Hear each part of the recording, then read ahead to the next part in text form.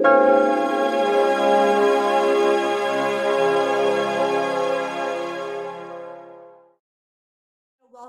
to Diggin Magazine's coverage of South by Southwest Online 2021. We are so excited that Women as Losers is premiering here in 1 week, right? We're just like 1 week away. Today, literally 1 week today. That's crazy. That is so awesome. And so congratulations to all of you. You know, I've seen the film and it was so wonderful. I really enjoyed it. So congratulations, Lissette, for you know, your nominations and for the film's nominations and stuff like that, and being recognized as one of Bright Cove's filmmakers on the rise. Thank you so much. That's all my cast, that's all my crew. And this doesn't happen on your own. So I'm grateful to be able to share that with them. Yeah, that's really wonderful. And so how excited are you to have Women as Losers premiere here at South by Southwest? Ooh. How's it feel? Because you're like, yeah. It's so crazy. It's my first time at South by Southwest. I think Lissette's too, right? Yeah, I mean, I'm coming as an audience member all the time. It's one of my right. But it's the first time you're coming in and you're getting nominated and recognized. I mean, we must have done something right. It's honestly, it's so good. To be really honest with you, since the day I read that script, there was just something so grounding for me about the importance of the story being seen and being heard and being understood. And having it open at a festival like South by Southwest just makes the most tremendous sense to me. There's such a sense of community, even virtually, and it just feels like really the right window. And I just feel so lucky that we get to be recognized, that we get to be sitting here and having a platform to speak our minds, to speak passionately about something we care about, that is so much about feminism. It's so much about understanding the intersectionality of people of color, how things were happening in the 60s and still happening today. It is a story of hope.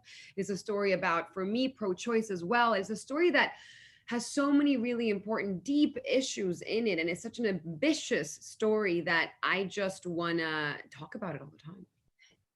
Yeah, that's great, because you not only play the lead role in the film, but you're also an executive producer on the film, right? Yeah. So you felt so strongly about the script that you wanted to do more. How did that come about? It was a conversation with Lissette. It was just we collaborate really well. From the first meeting, I was like, I not only want to be Selena. It would be an honor for me to help produce this and do this together and be in the trenches with you a little as much as I can. You know, obviously she is our, our pilot and our king and our queen and everything. She was the guiding light, but it was just so amazing to have her believe in me. You know, it was my first time producing. I didn't know what I was doing. You know, I just knew I was passionate. I kind of have been acting for a little bit and kind of knew what it was. And it was spectacular. It was like super, super, super difficult and really hard. But doing it with her made the navigation all the easier and all the more seamless. It felt like a really natural collaboration. And I really felt like we had each other's back. And I feel that way till today. And it's just really nice to work with someone you so deeply admire that, respects you and sees you in a similar way. Mm-hmm.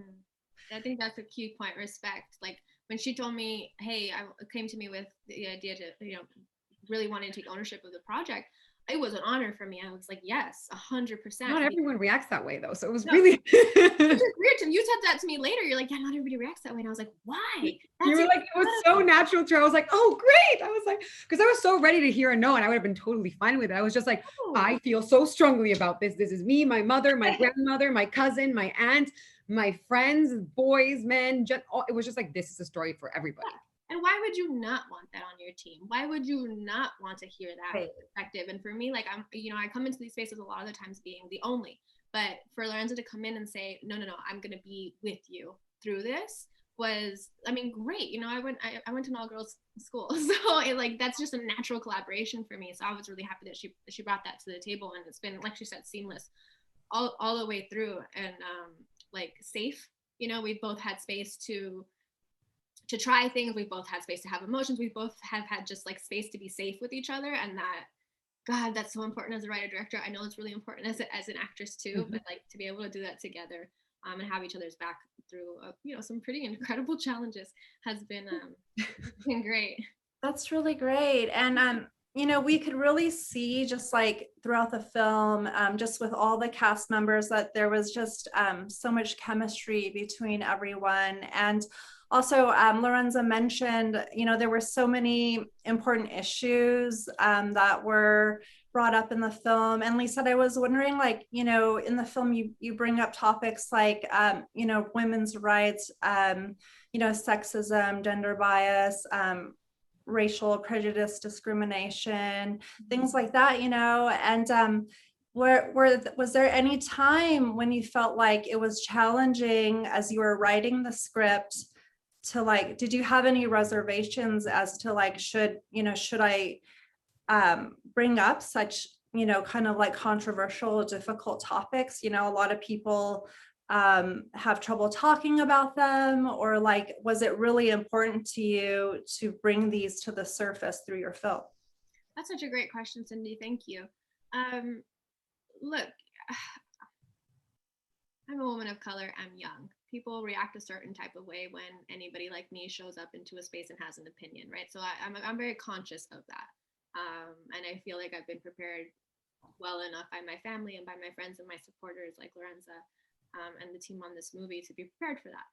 But what I wanted to do with this film, when we got to those issues, it was about, how do I show this in a light where it creates space for people to observe and reflect within themselves without making it feel like a judgment or, a conviction, right? So the movie doesn't do what the movie doesn't do is it doesn't allow you space to, it does allow you space to look at what your position is, regardless of where you stand on the issue. It gives you space to really look at what your position is doing to some very real people, regardless of where you are. And that's really important to me and Lorenza, specifically because this happened with our male characters, right?